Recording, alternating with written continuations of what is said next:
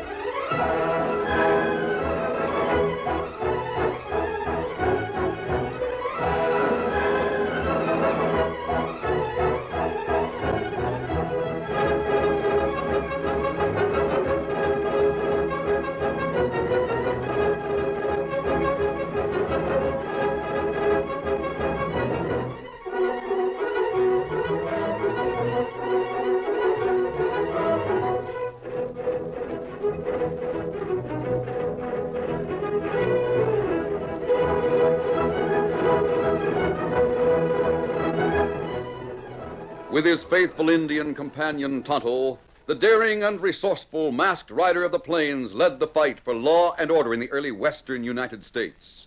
Nowhere in the pages of history can one find a greater champion of justice. Return with us now to those thrilling days of yesteryear. From out of the past come the thundering hoofbeats of the great horse Silver. The Lone Ranger rides again. Come on, Silver! Let's go, big fellow! Are you Silver? Ahoy!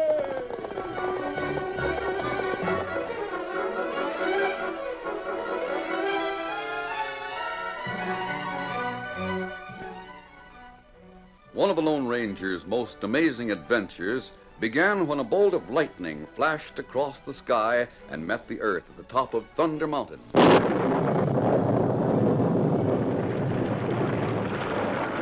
A massive rock as large as a house was blasted from the foundation upon which it had rested through the ages. Rolling down the mountain with increasing force, it loosened other rocks and soft shale, and the landslide was started. A stagecoach on the trail around the side of Thunder Mountain was trapped with no hope of escape. The boulder struck it squarely, sweeping it off the trail and down the slope into the valley, and the smaller rocks and shale came like a flood.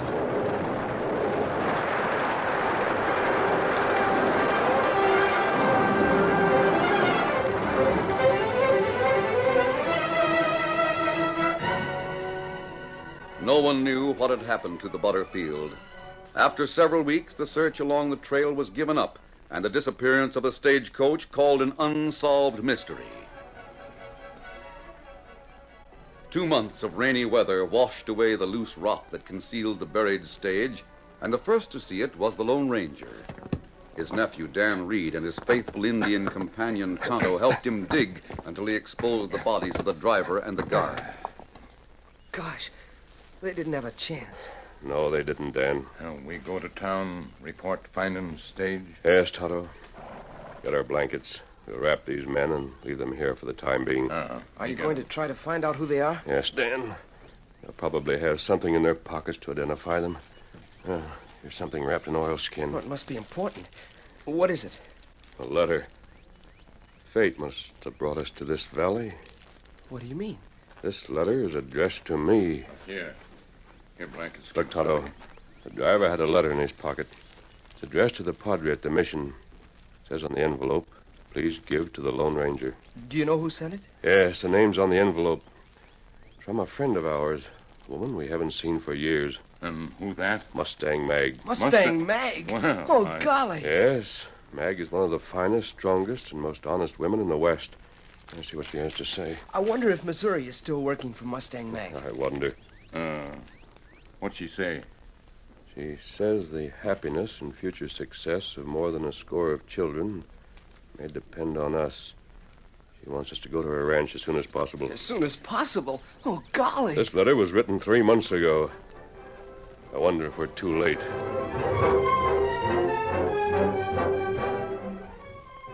Miles away from the valley of the landslide, a gaunt gray horse clattered to a halt in front of a small white house. Oh!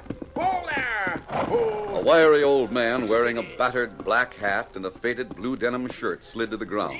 His weather-beaten face, nearly concealed by a walrus-like mustache, was red, and his blue eyes fairly sparkled with excitement. Outside chaps flapped about his skinny legs as he ran shouting toward the door. Mag! Mag! Hey, Mustang Mag! Mag, I got it. Look out! Colin, go on, get out of here. I'll teach you to bust in here while I got a stack of dishes in my hands. Get! Mag, wait till I tell you. Well, say it. Speak up fast and be done with it. Then grab a broom and sweep up them busted dishes. It's about that letter you wrote. What letter are you talking about? The last letter I wrote was before Christmas. Yeah, that's the one, Mag. The one asking the Lone Ranger to come here. He's coming. The next time I trust you with a letter, What did you say? He's coming, Mag. The Lone Ranger and Tonto and someone else is with him. I spotted them coming over the hill. Great day in the morning. Why didn't you tell me? Well, there he comes. Look and see for yourself. My sakes alive, I'm that glad. I'd begun to give up hope. Mag, would you just as lief put that skillet back on the stove before he gets here? He might think you meant to mash my head with it. We'll go outside to meet him. Sure. Hi there! You shut up! But, Mag... I mean the dog. Quiet! Hello, Mag. Steady, big fella. Easy, Silver. Mag, it's good to see you. You too, Missouri. My sakes alive, if you're not a sight for sore eyes, come in here and let an old woman shake your hand. And you too, Tonto. And Dan, it's good to see you again. Thank you, ma'am. Mag, we just found your letter a few days ago on the dead body of a stage driver who'd been trapped in a landslide. You mean the stage that got lost in Thunder Mountain? Yes, Mag. What was he doing in his pocket? Why, I want it in the mail sack. I'll take the horses over to the corral. You wait a minute. Didn't you mail that letter? Well, Mag, I lost the money you gave me for the postage, and the driver of the stage being a friend of mine. Mag, are we too late to help the children you mentioned? No, son, you're not too late. And I'll tell you all about 'em over a pitcher of milk and a batch of fresh-made cookies. Come on inside. Thank you, Mag.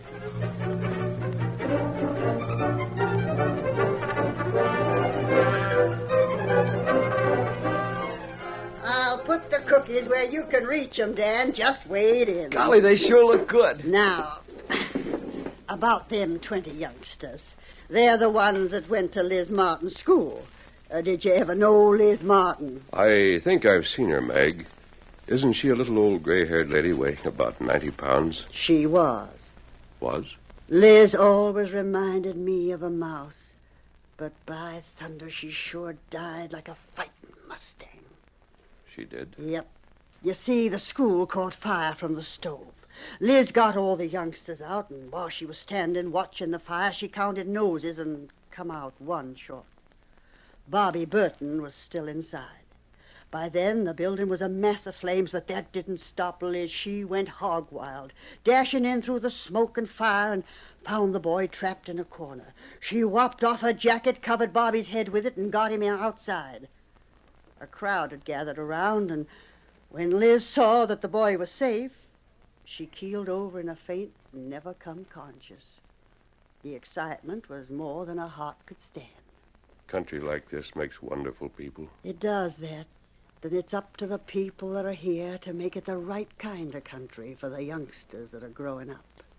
Now, these kids need another school and another teacher, and Bobby Burton's pa hoped to provide both. How's that? He died soon after the fire. He left a will making me what you call a trustee and leaving half interest in a gold mine, profits from said mine to go for educating the young'uns in these parts. But there's just one hitch. What's that? The mine has got to be found. Didn't Burton leave any instructions? Yep, and the partner. The instructions won't mean nothing till you find the partner. Let me tell you about the papers Burton left. Yes? In fact, I'll show you them. I got 'em right here. I suppose you might call it a map, but it's the doggonedest map you ever seen. Well, let me see it. This is labeled the Enchanted Hills. Yeah, I know where they are. Enchanted Hills, northeast frontier town. that won't help much. These are the Union Pacific Railroad tracks. And this X is right beside the bridge. That's not where the gold claim is. What do all these numbers mean? That's what you got to find out. You see, Burton and his partner fixed up this map. Burton's partner has got some of the doggone fanciest inventions. What kind of invention? Oh, it's supposed to be an invention as great as a clock or a compass. Whatever it is, it's used with them numbers. You got to find Burton's partner and get his invention. Then you can find the gold mine. And then there'll be a new school. Oh, we hope so, Dan. Mag, what's the name of Burton's partner? Joe Jolly. And that's all I can tell you about him. It ain't much to go on, and the West is awful big. Well, we'll start our search, Mag, and do our best.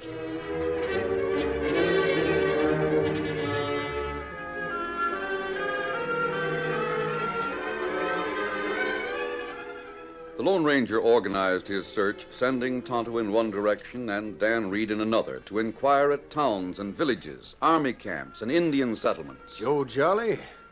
I never heard of him.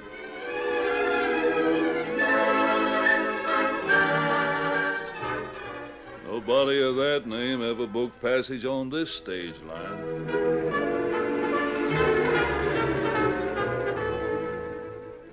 Sorry I can't help you, Sonny, but I never heard of Joe Jolly. And I've been in charge of this here post office for a good many years.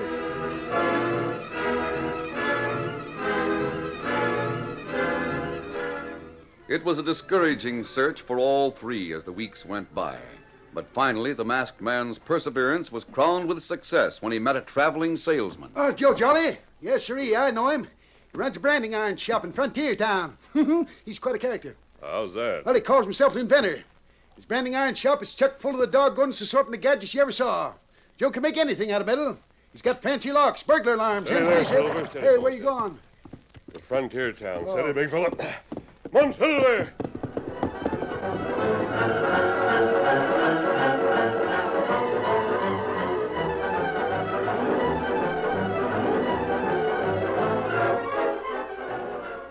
In Frontier Town, a man and woman stood in front of the branding iron shop.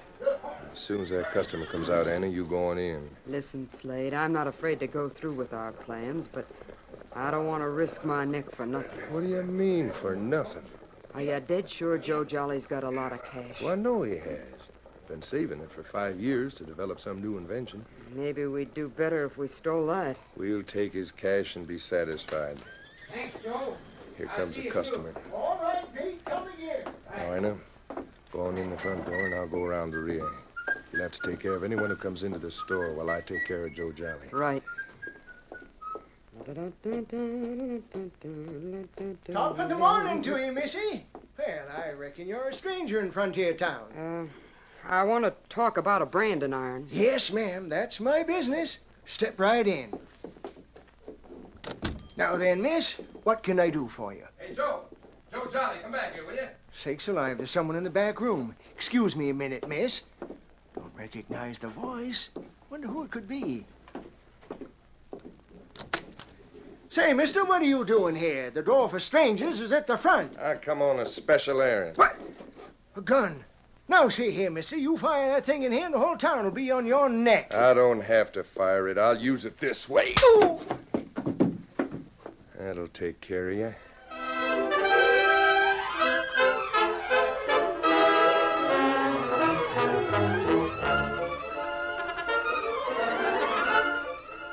The curtain falls on the first act of our Lone Ranger story. Before the next exciting scenes, please permit us to pause for just a few moments.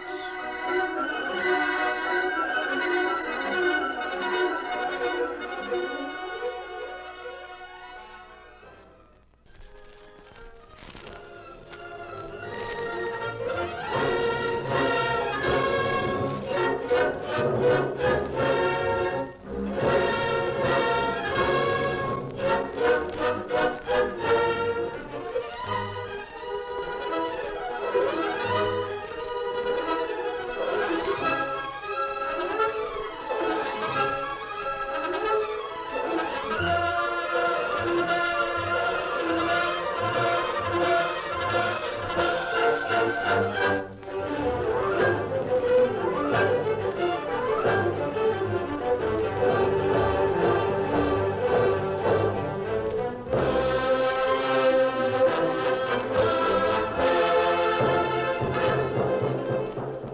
to continue our story. After learning that Joe Jolly lived in Frontier Town, the Lone Ranger met Dan Reed and Tonto and started for the community southwest of the Enchanted Hills. They made camp, and the Lone Ranger replaced his mask with a disguise. It was just before noon when he reined up the hitch rail in front of Jolly's branding iron shop. The woman known as Anna saw him and called to her accomplice in the back room. Hey, Slade, come out here a minute. Anna, I told you not to bother me. Still looking for Jolly's money. Stop looking for that for a minute and look out front. I think that man who just tied his horse is coming in. Yeah. Yeah, you go in back and keep an eye on Jolly. Thought you took care of him. I parted his hair with my gun barrel, but he might recover consciousness. If he does, Slug him again. watch out. That tall man is coming in here. Go on, get him back.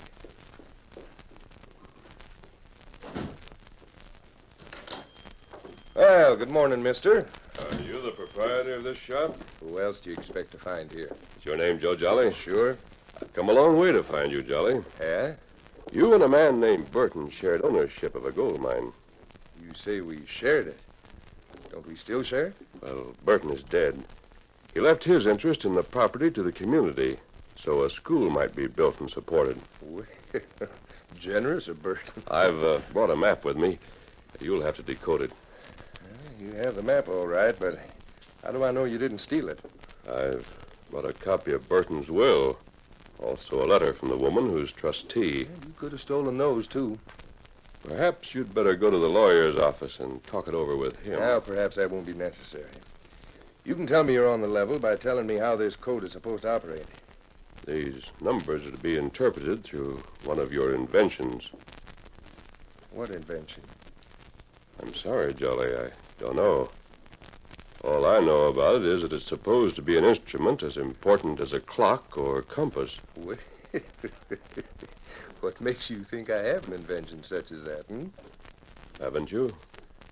I might have. Suppose you tell me more about it. I got to be satisfied that I'm dealing with the right man. Meanwhile, let me look at that map, Here. By the way, Jolly, did you do all the ironwork in this shop? Oh, yes, of course I did. Look, you're going to hand me that map? No. What? Look at your hands.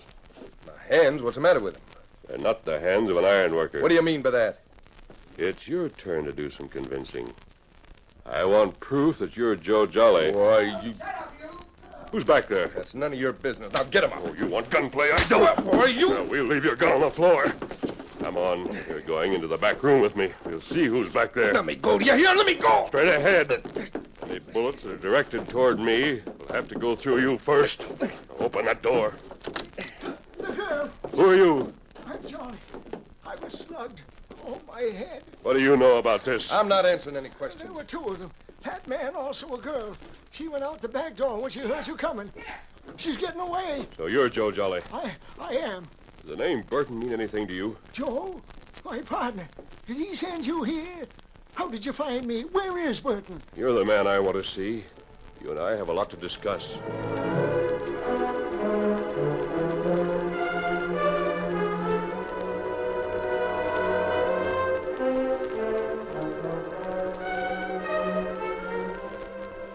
While the Lone Ranger tied Slade's hands and feet, Joe Jolly fully recovered from the knockout blow and listened to the masked man's story of Liz Martin's heroic death and Burton's will. So Burton is dead, huh? I'm sure sorry to hear that. Didn't you know where to find him? No, we discovered the gold mine a long time ago. We drew up an agreement and fixed a chart so that neither of us could find it without the other. Then I went east to try to raise cash, and Burton went up north to get the girl he'd left behind. And you didn't meet again? No, it was gone longer than I figured on. I come back to where we was to meet. Burton wasn't there. I hung around for a time and figured he'd been killed. He likely figured the same about me. But, come on out front. I'll show you how to read that map showing the location of the gold mine. Right. But, better shut the door to the back room. There. Now, mister, before I show you how to read that map, I've got to be sure of something. Well, I like your style.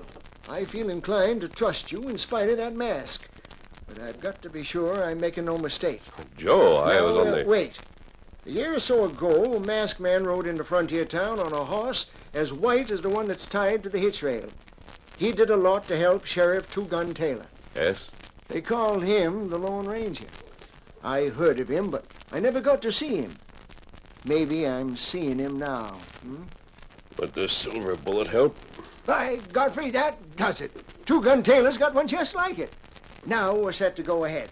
Where's that map? Right here. Well, spread her out on the counter here. Doggone, I gave up hoping to see this. Look at her. It's a simple piece of drawing, but, Tad Rabbit, she's the lead to a lot of gold. You can read the map? Yes, sir. That's where my invention comes in. I'm going to show you the invention. Good. And save enough cash to try and put her on the market, but here it is.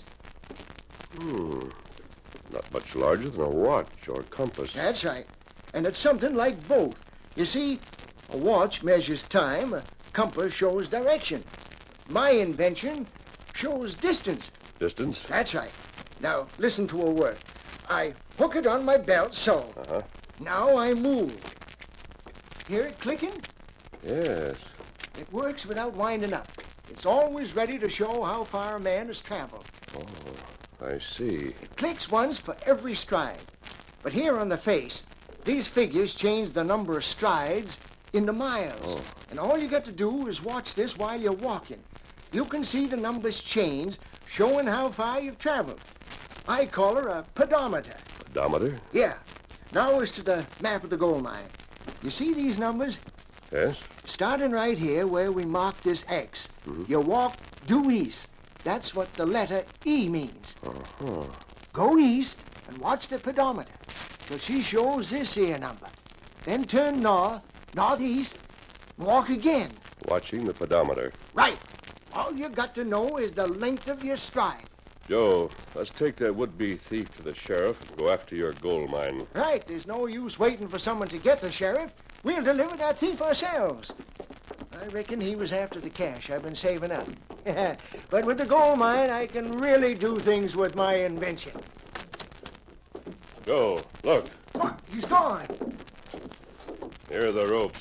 They were cut. Doggone, the girl must have come back through the rear door and cut him loose. I should have thought of that. I wonder how long ago he got free.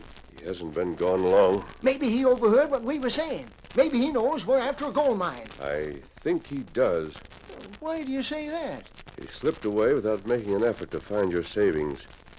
He might have done that because he's after something bigger. Then the sooner we get to that claim, the better. Yes. I'll get a horse saddle right away. Have to get one from the livery stable. Get two. Two? What for? You've got a horse? I've got to send Silver on another errand. Well, I don't savvy. Get those horses while I write a note.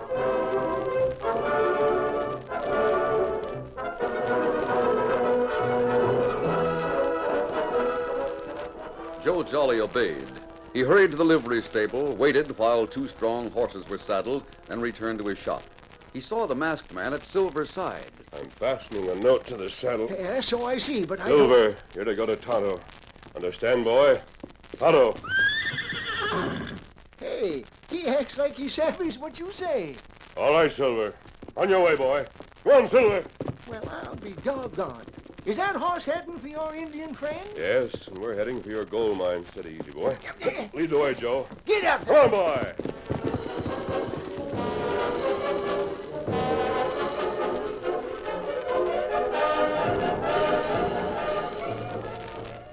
The trip to Point X on the map took several hours. It was late afternoon when the Lone Ranger and Joe Jolly reached the tracks of the Union Pacific, located a stone marker near the bridge, and set out on foot with the pedometer.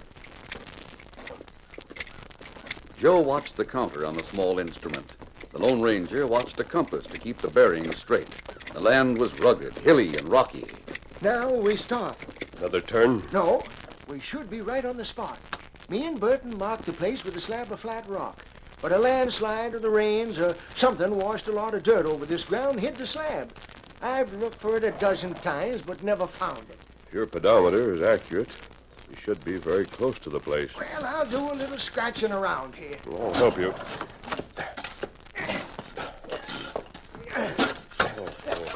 My spade's hit something. Give me a hand. I think I got it. Right. Here's the rock. That's it. That's it. Give me a hand. We'll turn it over. All right, come on. There. This is it. You see that scratching on the bottom of the rock? Yes. Right here's where we found the gold. Cover. Get him up, both of you. The thief. And the girl, too. Don't move, mister. I can shoot. So you followed us. That's right, mister. We can make good use of a gold mine. You unreclaimed jumpers, you won't get away with this. Oh, yes, we will. This ground hasn't been staked. It's free to the man who stakes his claim. Yes, well, wait till I tell the law how you come to my shop. No, you and the masked man won't tell the law anything. Because dead men don't talk. You plan to shoot us? What do you think? I think you're due for a surprise. Yeah? You see, I fastened a message to my saddle. My horse took that message to a friend, and he's followed you while you were following Joe and me. Oh. Well, where is this friend of yours? Be right here. Hey, what the hell? Hey, That's the stuff you knocked him sprawling. Hold your fire, Tonto. Hey, go. Let go. Not on your life. Struggling won't help you. I guess you're right. I give up. You showed good judgment. Well, looks like your friend is going to sleep for quite a spell. You sure hit him, mister. Wasn't the time to pull punches. Good work, Tonto. Now, me see Silver gallop along the river. Me know something wrong. Me find message on saddle. So that's why you sent your horse away. Yes, Joe. Gosh, what a horse that critter is. Joe, you and Tonto had better take the prisoners to town. I'll go to camp and get Dan Reed. Right. Then we'll send word to Mustang Mag and tell her she can start planning the new school. Steady. Easy, minute, big fella. One, Silver! What chance is an ordinary crook against a man like that? No chance, lady. He's the Lone Ranger. Oh, Silver! Ahoy!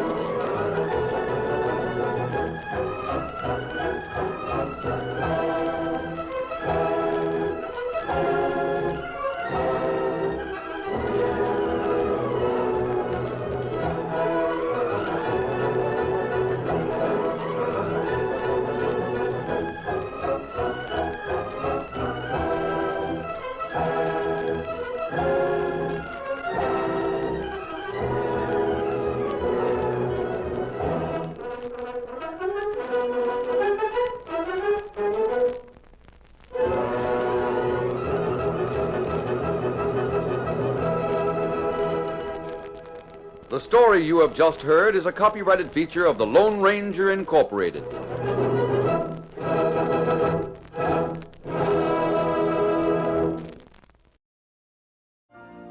You've been listening to the OTR Gold Network.